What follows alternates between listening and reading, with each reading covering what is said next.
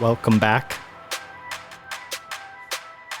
Today we're talking about creating a team and a network that is not your staff. We're not talking about staffing. We're talking about a network that supports you and or your business. We're going to list out people that we have in our network, why we have them in our network, maybe talk about some lessons we've learned. Yeah. Welcome to the Hello Hair Pro podcast. My name is Todd. I'm here with my wife and business partner, Jen. Hi. Hi. How you doing? Good. Me too. We're matching. We're matching. We matched the last one we did too, and I didn't mention it. Now I'm mad I didn't mention it. That's okay. And hey, we shouted out these glasses, mugs that we got from our staff, but I want to do it again if you're watching us on... Actually, this episode will air before that other episode, so... Oh, cool. Shout it out. Yeah. Are these Hello Hair Pro mugs. They're Yeti, and they are super cool, and I love them, and our Hello Hair Co team So we should thank our sponsors, Yeti. Yeah. Thanks, Yeti. Keeping it cold or keeping it hot. That's their motto. Yes. I don't know what their motto is, but I don't either. Just made that up. Should we thank our other sponsors? Sure. Who are they? Lamborghini. Oh, I was like, we don't have any. Lamborghini. When you want to drive a fast vehicle and show off that you have money, Lamborghini is your choice. Sure. If anybody wants to sponsor us, reach out. Cool. We'll take it. That would be cool. So, and we have our Grinch tree. We do have a Grinch tree.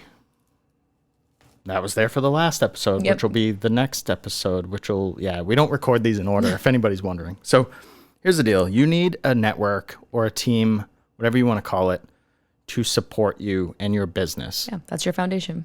It is, and it's really important. You want to have, here's why I believe, and then you can touch on it if you want. The biggest one for me is peace of mind. Mm-hmm. I have relationships with these people, which means if I'm faced with and all of these people specialize in a very specific area. So, which means if I have a problem, or shit comes up, I know who to go to. I already have a relationship with these people. I think that's the number one thing for me. You have anything to add? I agree 100%. It truly creates, for me, so internally, I'm a freaker outer, if that's a thing. Okay. I freak out. So when I was younger one time and I owned a condo and I'm standing in my kitchen and it's raining on my head while I'm in my kitchen, I call my mom. And my mom is like... I remember that. Why the fuck are you calling me? Call a plumber. And I was like, shit, you're right. Why? What was she going to do? Nothing. My instinct was to call my mom. So I didn't have a network. So my network was my family. So I call my mom because I'm freaking out. And my mom's like, you call a plumber. And I'm like, oh, okay. I'll call a plumber. Oh. So now in my business, I'm not going to, I'll call my mom for other things. But if there's an issue and I needed a plumber, your mom's great. I call your mom for shit. My mom, shout out to my mom. She's friggin' amazing. She is our network. But in this case, if there's an issue with a plumber, I'm not going to call my mom. I'm going to call the plumber first. I might call my mom after to like cry about whatever went on. But I'm going to call the people that can fix the problem the quickest and get us to the next thing that we need to get working on. Love it. So who should be in your network? It's going to vary. I wrote a blog post, an article, I never know what to call it, and I will put the link in the description in the show notes. So I'll just run through that. Like, who makes up your team? Yeah. So for us, we have plans for the future. And we built our salon from scratch. Yeah. Not even. We had to actually take the salon from something, make it scratch, and then start. So the first person I have on the list is a designer. Yeah. A designer is not somebody that you may use every day or even every year, but I believe that it's important if you have a business that you have a relationship with a designer. Mm-hmm. Ours is amazing. Reach out if you want his name. But I just think that they help in so many ways that... They help your flow. Yes. Like, Todd and I did a lot of what you see at Hello, but with the help of David, it kept us on course, on point to everything we were trying to do. And it questioned everything we were doing. Like, are you sure that's what you want to do? Why are you doing that? From somebody that's been in the industry for longer than long time. Like, really long time. And understands how things need to be done. Right. You might not. And that's okay if you don't. That's why you have a designer on Yeah. your team. If you're building, do you have anything else to add on designer? So I'm just going to kind of move through these, right? Perfect. We'll keep it simple. As you move through building a new salon, or if it's in your future, you probably want to have an architect somewhere. Yeah.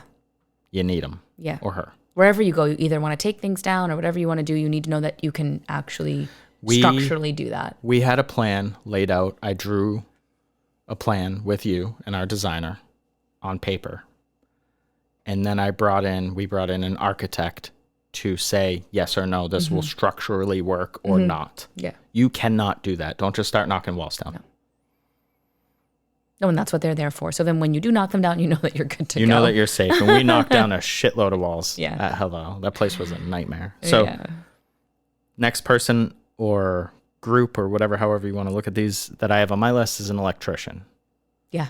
You need an electrician. We have 2 that we built out Hello with. Yes. We have somebody that was a legit genius. Person gets helicoptered into oil rigs to solve problems and engineer electrical systems for out in the Gulf, over in Egypt. Insane. And then we have our local electrician. And then we have somebody that's local. Right? Because our big problem guy is not always available. Sometimes he's helicoptering in. We introduced them so they communicated so that we could utilize and kind of toggle back and forth if needed. Yes, which was and really when there cool. were problems, they worked through them together, and they had no problem with it because they were both thankful. Both awesome professionals. People. Right? All right. Next is an HVAC company. I didn't even have that on my list. That's a good one. So and the reason this is on my list is because we dealt with this. We had units that weren't blowing. We had units that wouldn't even turn on. We had units that had been turned off because of previous owners not paying bills, and we had no clue. We had all sorts of problems that we had to troubleshoot. You might say, I'm not building a salon. I don't need that. Well, guess what? If your property manager is not available and you run into an issue where your heat is not coming on or your AC is not coming on, you will have thanked yourself for establishing a relationship with an HVAC These company. are so important because before you sign that lease, you generally are doing a walkthrough, and some of these relationships we didn't have as good as we did once we got started.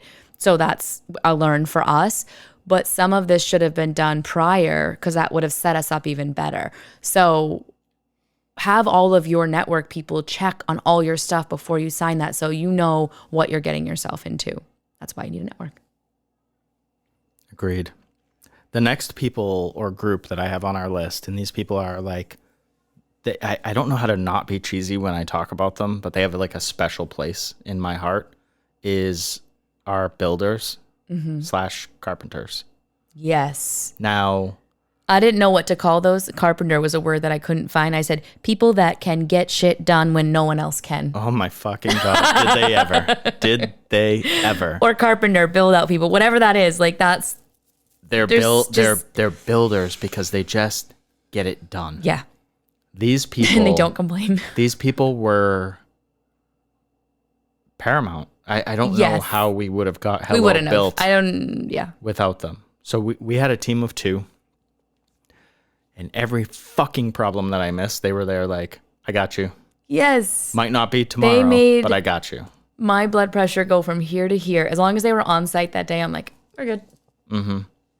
And I'm talking, these guys helped our electrician. They helped everybody. They were amazing. They built things. I would just hug them whenever they would let me hug them. The electricians, they don't handle some of the equipment that we were bringing in, such as overhead dryers and things.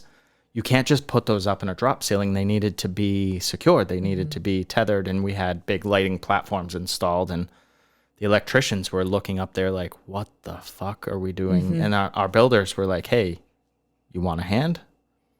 Yeah. And they essentially built these units that are up in our ceiling to take the weight of anything that we could, you could hang from it and do pull-ups if you wanted to. So shout out to those guys. That could be a whole nother Those guys podcast episode are just on them. Yeah, just on those the shit. two. Here's one that we haven't had the best luck. You know where I'm I know going. where you're You know where going. I'm going next, right? You have to have a plumber. Now, I've never had good luck with plumbers. Just haven't. Ugh. I don't know why. Although I will say, the plumber we have now that we actually got from our landlord, like they use it for the building, he's pretty good. Cool. Yeah. Yes, and they are also our HVAC company. So they're that's great. I actually have to who call we them. use there, yes. And they're the first ones that have been reliable. They come in, they do the job. They don't screw you. It's great. And it actually, in this case, helps because they know the building. So it does sort of protect us on the side of like the way that we all can communicate together. It's great. But that happened after. We had reached out to a plumbing company, not a small company, a large company. No, they have commercials. And they have commercials. Must be big time. Not like that, but they tell you So- like you need it. You need us. No, they sucked. They were pretty bad. Our salon flooded once from them, once Yep. from another company. They sat there and looked at stuff. It's like, this is a lot of work. This is a lot of work. Yeah. This is a lot of work. And they were getting paid. Yeah. It was so odd. They quoted the job. And then their workers were complaining. It was horrendous. It was really difficult to deal with, and it just goes to show why you would go through this process of establishing Yeah, it's so important. connections and building this network. It's important. And again, I want to stress the importance of this isn't just for owners. Like maybe don't take this literal, right? Is what I'm trying to say. So if you're listening and you're like, I'm a stylist that will never need a plumber. I work for somebody. Well, what will you need? Think about the things that you'll need and try to forecast any problems that might come up and build a network. Yeah, yes. Your Build- network build may your not have a network. plumber in it, but Right. like Build your network before you Correct. need your network. Yes, that's just the foundation needs to be started. So this brings us to our next one, and this is the biggest. I'm not saying they hold more value, but I'm saying they do things that you can't do at all. Mm-hmm. And it's very specialized, is you need a lawyer or a legal team. Yeah. I guess we have a team, do. actually. Yeah. You need someone to read your lease. We actually, I'll be transparent here. Go off. We were going to actually sign a longer lease or offer it to try to get certain things that we wanted, whatever. And our lawyer was like, I wouldn't, because this is your first time in the building. So I would take the lesser lease to start and then make sure that's where you want to stay. And it was a very great piece of advice. And then he's like, then send the longer one after, once you've been there and you've established a relationship and you know what's working and what's not. And then you can renegotiate that. And it was wonderful. And our lease was pretty straightforward, but you needed to have that done that way. And you need lawyers that are, first of all, if you're like, I don't need a lawyer, you definitely need a lawyer. You can contact a lawyer. I think lawyers will do like a consultation just to establish a relationship. If you're signing anything, you need a lawyer. Signing anything, you need a lawyer. Having a business partner, you need a lawyer. Yes. Thinking about opening your own business, you need a lawyer. Yeah. You need a lawyer, period. Because they can do things that you can't. They can see things that you can't. And you don't want to have it fixed after. No. Way more expensive. You need it before. That's actually my notes. Lawyers are not too expensive. Not having one is very expensive. Yes, I know firsthand from my last business. Yeah. So we actually have a legal team, and there are all sorts of things you can do. First of all, you never know who's going to come at you. Somebody could choose. You never know. Somebody can choose. Yeah, you could have a business partner that turns out to be a total psychopath. Yep. And then you're in some sort of legal battle. You need a lawyer. Or someone Just doesn't saying. like what you just put up in your doorway. They want you to take it down. You need a lawyer. You need a lawyer. Right? You can say fuck off, I guess, but I like to say it with a note from the lawyer. Mm-hmm. I like it to also because you don't know your rights. And a lot of times who's ever coming at you, they don't know their rights either or No, yours. they have no clue. So they're just coming at you and generally. they're trying to bully you to do certain things. And it can get scary. very. And we had a moment last year, I think it was, whatever, and I had been just pushed too much. Like, you can't do this, you can't do this.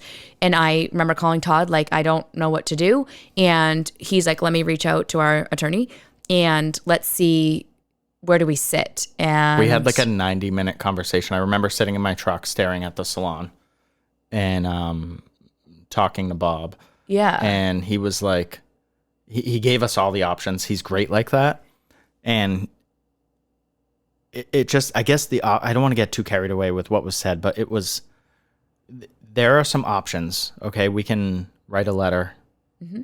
Like, how do you want to proceed? And explain, or we can go to fucking war. Yeah. And we can trash everyone. And I was like, why don't we, we'll just start with just write a letter? See where that goes. Yeah, let's just write a letter. And honestly, they're leading up to that part with Bob.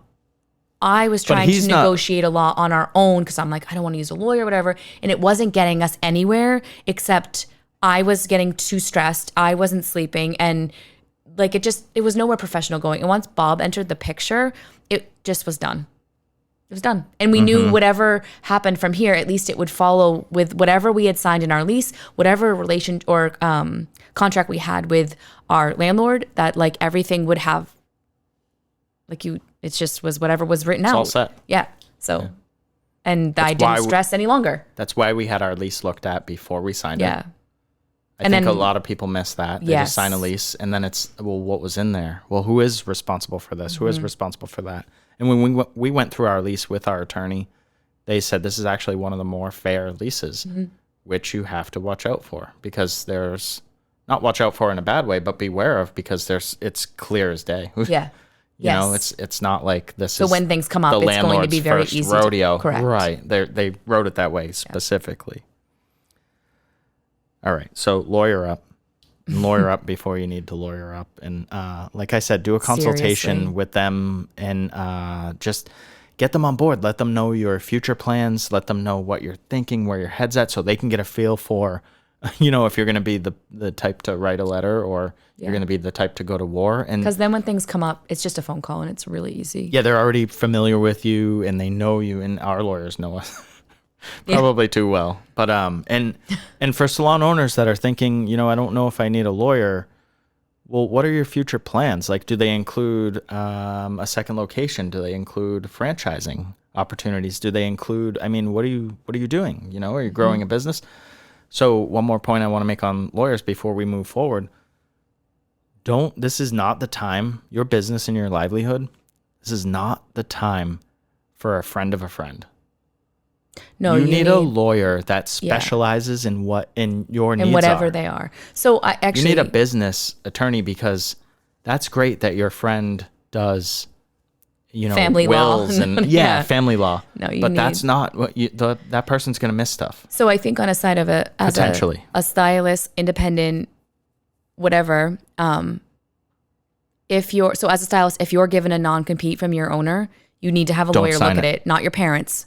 I'm sorry, your parents are probably great, but you need a lawyer to look at it so you understand what you're signing, if you're choosing to, what agreement you're going into. I agree with that, but make sure you know what your rights are. Just say no. If you're an independent stylist and you're working under someone else's roof and they're asking you to sign a lease or some sort of contract, same thing.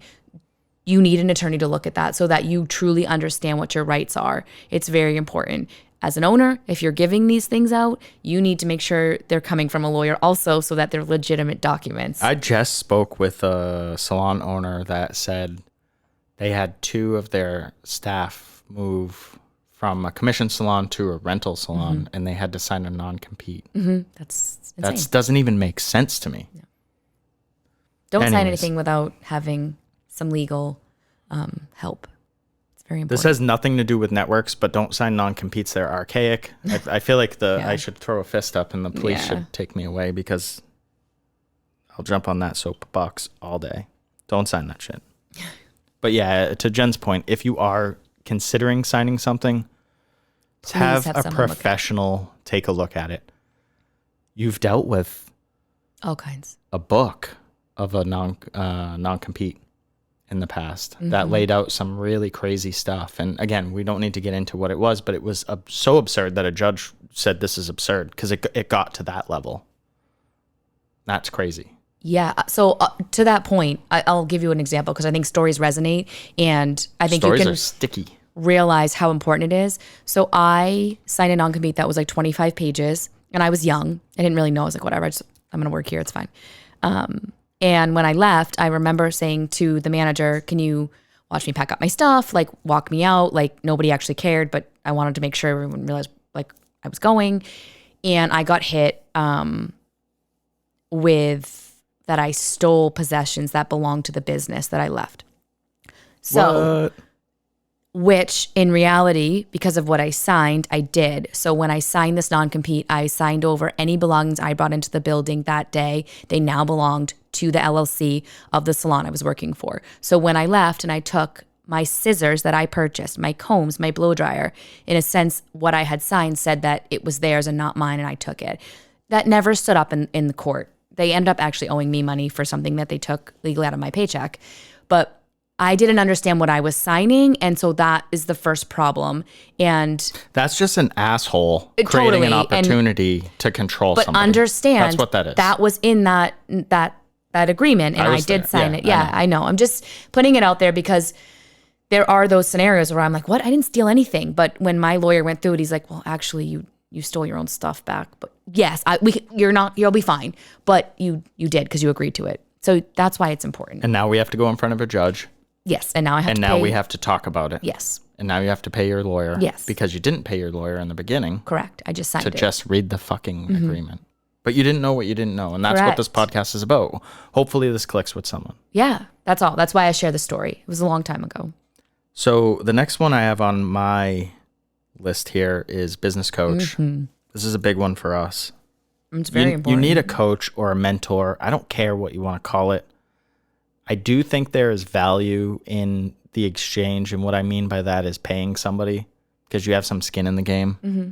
If you just have a mentor that there's nothing to lose when they give you a suggestion or they question you or they piss you off or you become reactive and they are like, hey, Todd, why do you think that is? And you're like, piss off. Like, I don't care. I'm not listening to you. Go to hell. When you have some skin in the game and you're paying them or there's some exchange, however you want to, I don't know. You figure it out. We pay a mentor, a business coach, but have that. Have that so that it keeps you true to it's the only way to grow. Your growth. You'll fall flat on your face without one. I'm sorry, you just will. Yeah, I agree. You won't get anywhere. You can say, I pray to the universe, which I love praying to the universe. Don't get me wrong. But you can throw that out there every day to the universe. And if you don't have somebody pushing you and really challenging you, you will not get there. You just won't. Agreed. Again, this is one now that carries over just like an attorney would. If you're an employee or an owner, you should have a business coach or a mentor or a coach. Or we coach our staff at our salon. That's just something that we offer. Our staff has part of our environment, right? So there's personal growth, there's professional growth. Separate that. There's a lot of carryover and a lot of blending together. I get it. Emotional intelligence and blah, blah, blah, blah. I haven't said that in a while. One of the biggest points I make all the time to people of why I like to have a coach is the organization of my thoughts. Mm-hmm.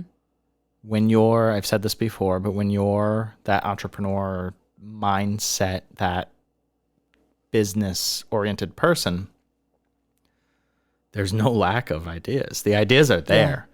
It's like, how do I structure these in a way that makes sense? How do I organize these and then execute them? It really, what gets backburnered? Because something out. I have been known to come up with ideas that are probably at least 5. I'm being generous with myself, but probably like a 10-year goal. Mm-hmm. But I'm like, can I start it? And my business coach is like, cut the shit. Yeah. So for me, it was... I want to tell everybody my thoughts, like as if like I want to share them with the world. And I learned how to pretty much conceal them. Pause. Yeah, and pause. Concealment. Until they like are coming through and I have a plan and are they going and all of that. Where before I would just like throw it up on everybody and like as if they were happening tomorrow. And some could be a 10 years, some could be 5, some could be next month. But it really helps me like dial back. Like, okay, that's a great idea, but how are you getting there? What are you doing? Just because you have an idea doesn't mean it's happening. No, like, it's probably not happening. Most of my ideas don't happen. Yes, so that's exactly what I'm talking about. A lot of that like is how it helped me. Sure. Yeah. I think that just coaching in general, go through the process, right? Look around. There are a ton of everyone's a coach nowadays.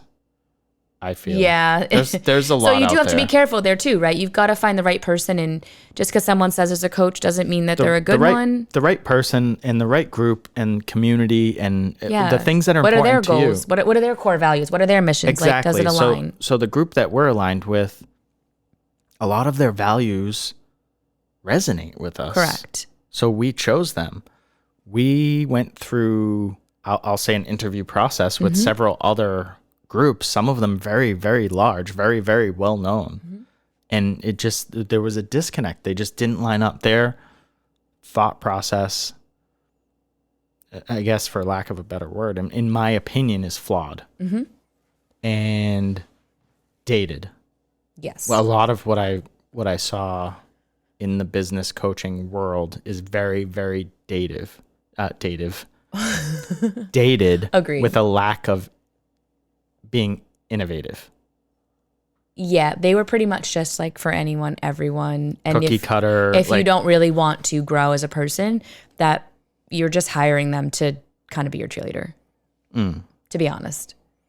Right, and I want to be challenged. Yeah. Like, so that might work for, if you're listening, you're like, that sounds good to me. I just want to be told what to do. Fine. Majority of people out there, that's what you're going to get. Yes. For me, the second you have a cookie cutter solution or some sort of template, not saying there's anything wrong with templates. I love me a good template. I love me a good procedure. Yeah. You break things down, but what I want to do is take that template and make it mine, or take that procedure and break it and make it work for me. A lot of them are so systematized so that you can't put your individual growth into it. You're just going to follow the plan and grow into their plan. Where for us, we were looking like, we need a system and we want a plan. We know where we want to go. Yes, but we want to be able to do it our own way. And that takes a coach that can forward think, that can innovate, that can pivot and can work with us, rather than there are other companies that just, you're put into it and then you're handed a book and this is what you implement. Again, that might be for you. I don't know.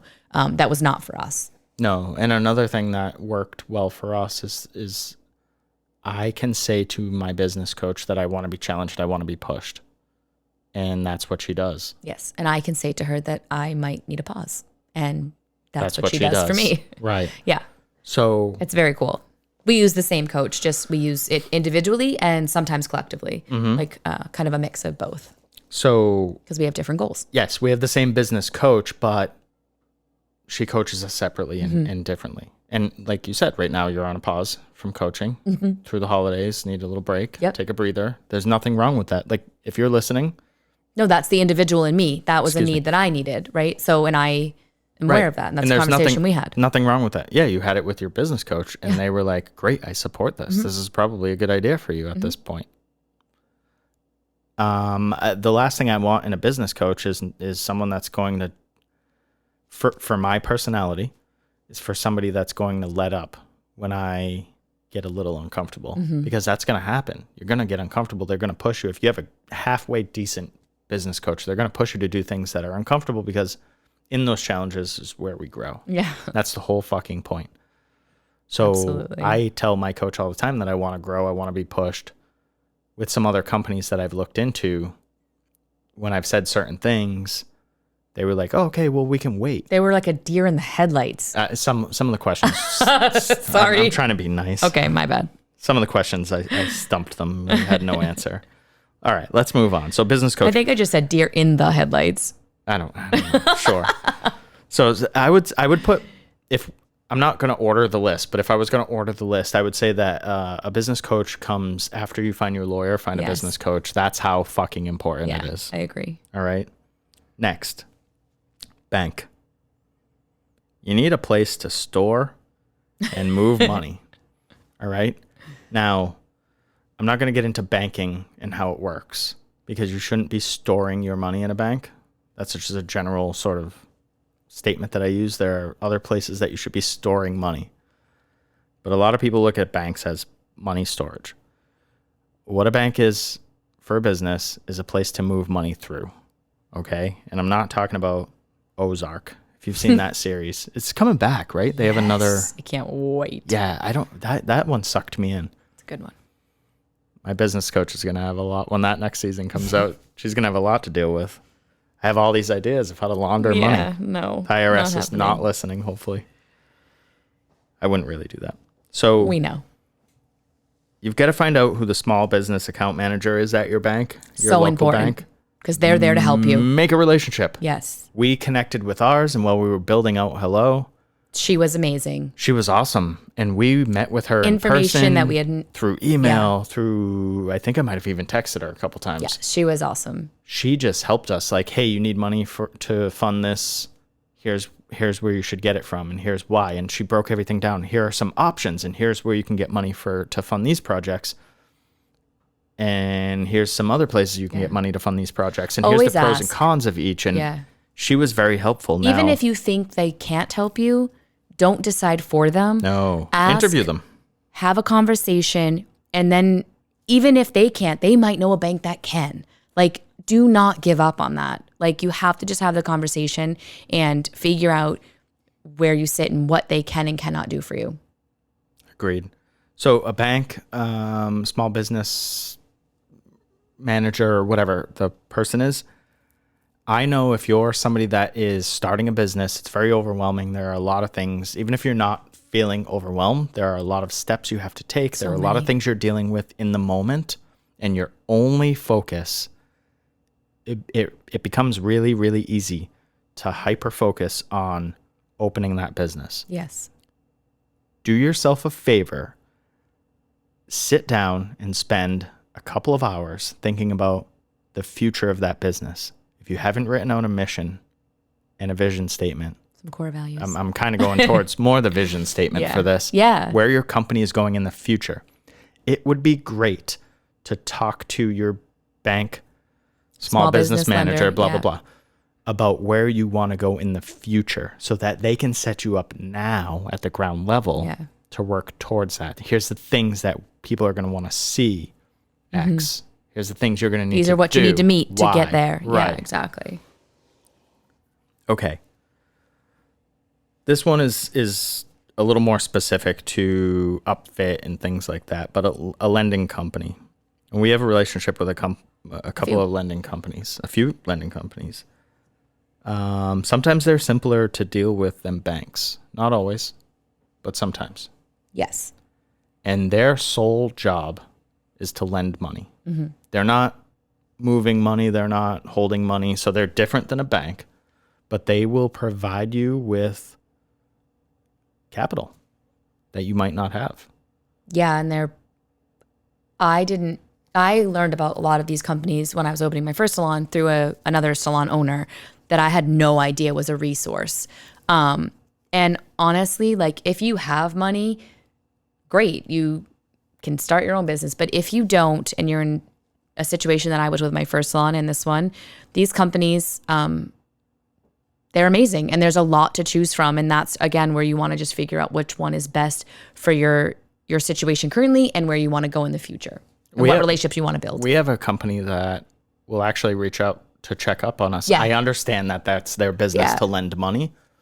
And I know how people feel about lending money or being lent money or debt. But when you really think about the big picture, if you want to get ahead, one of the best things you can do, and I'm just sliding this in, I don't even know why it relates, but one of the best things you can do is borrow money. Build your credit. And, well, not even that, but assets. Yeah. Borrow other people's money and create opportunities that you make money off of that money. So if you have money in the bank and you're like, oh, I don't care about a lending company, I have $1 million in the bank. First of all, put that money somewhere other than the bank. And second of all, keep that money working for you. Yeah. Borrow off of that and move forward with your investments in assets. And that's how you'll start to accumulate wealth. So that brings us to our next very important person or persons, which is a financial advisor. So I happen to have a very close friend that is a financial advisor. You might not. That's literally what I wrote in my blog because I have it pulled up right here. He's amazing. I don't there are questions that I ask randomly, but I've never gotten into any more detail than a random question, and we're just sort of having coffee and conversating, and I'm curious about it. I've never acted on any question that I've asked him. When I choose to, and I bring this up for a specific reason, because he's a close friend of mine. When I choose to act on any information that he gives me, I will hire him. I will pay him, because I need to set the boundary between the friendship and the relationship of the business. Yes, because he's a very close friend, and I'm not willing to risk that for some financial advice. I do think he's amazing at what he does, because we meet for coffee and we talk about it all the time, and the stuff that he says blows my mind. So if you have somebody that you're like, oh, I have a plumber, that's my uncle. He'll just show up. Pay your uncle. Have that relationship, right? So that both relationships can last. But a financial advisor is going to help you figure out your finances. What do you want to do? Again, this is now and in the future. What are your plans? Where do you want to go? And they're going to help you. And don't wait to talk to somebody until you have some money. Talk to them before. And you could get lucky like we did. Our accountant also does like future advising for us and has certain things that he sees will be best for our business. And we just got lucky with that. That's really right, which is why I haven't had to rely on our accountant. Pretty much can he couples us both, so which is great because he has everything in front of him every month, is sending us our statements and then looks to the future and protects us in that way. And it's a great relationship. So the next group I have on my list is various equipment companies. It's sort of a general thing, but we like to have our finger on the pulse of the industry. We like to know what's going on. We like to know what innovations are coming before they come. We don't like to be caught off guard. No one does. Yeah. But most people aren't reaching out to and talking to companies to see what's coming. Our designer stops in at least once a quarter. Mm-hmm. And we have a conversation. Yeah. So because we want to know. And software companies, we talk to, we're in, I was going to say involved. I'm not involved in the company. Like I don't work for them or anything, but I do. Well, yeah, you work for a couple of different companies. Yeah. Three companies. We like to have conversations with people, just like I said, just to have sort of a finger on the pulse of things, or to understand get outside where of our things bubble. Are going, and really to force us to innovate. We have software companies that we chat with once in a while. We have an AI, artificial intelligence company that handles our last minute booking. We have all sorts of things, and if we don't stay in touch with these companies, we don't know what's happening. We don't know what's coming. We're in the dark. You're in the dark. All right, so here's one that I don't think a lot of people know about. Maybe you do. Every state has a small business development center. Mm-hmm. So I fell off over the holidays season. I screwed up a call, but excuse me. Before the holiday season, I would have a monthly call with someone from the small business development center in our state. And they would keep me informed and up to date about anything business related. Yeah, whatever's out there. Any changes to regulations that might come up, any changes to things like HR and how to handle staff, working through the pandemic, any changes to funds that were available for certain programs, et cetera, et cetera. I think, and this is free. Yeah, this which is one amazing. Is free, which is Doesn't fucking cost blows you my anything. mind. Just your time, just the phone call. Yeah, so I would jump on a Zoom call. Yeah. With this woman from the Small Business Development Center of New Hampshire, and she is great. I actually have to reach out because I want to get back on her schedule moving into 2022. But she is not.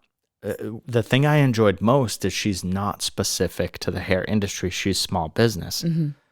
So she would question things and ideas that I have, almost like how a consumer might. And I found that to be extremely helpful. Yeah, she's great. Yeah. So reach out your small business.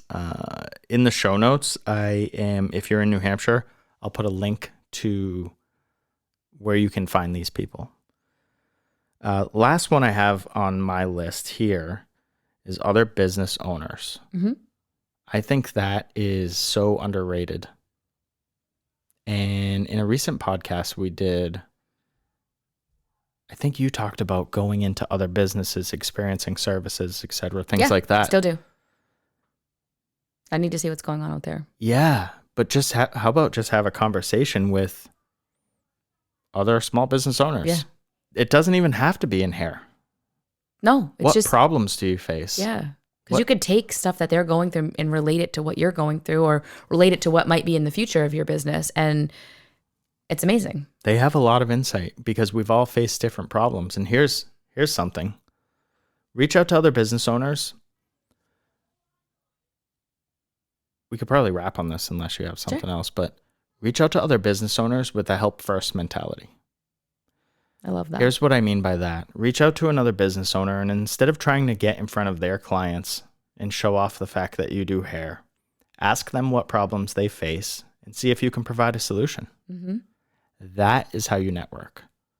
Networking is not going into your local coffee shop and sticking your fucking business card on their community board. Yeah. That is not networking. Networking is sitting down with the owner and asking what some of the problems they face are and seeing if you can come up with some solutions together, or maybe you have a solution, or maybe you've already dealt with that problem, and giving them that information. Solve their fucking problems. That's a big one. Mm-hmm. Do you have anything else? No. All right, let's wrap it. So thank you so much for listening. Appreciate you guys. This episode will come out, I believe this is the last episode of 2021. Great. Pretty cool. So put your network together. Put your network together for 2022. We're looking forward to the new year with everyone, and get on our mailing list because we have some stuff coming. That's all I got. Thank you for listening. This was a good first year, even though we're only like a few episodes in. Quarter year. It was awesome. I'm out. Love you. Thanks.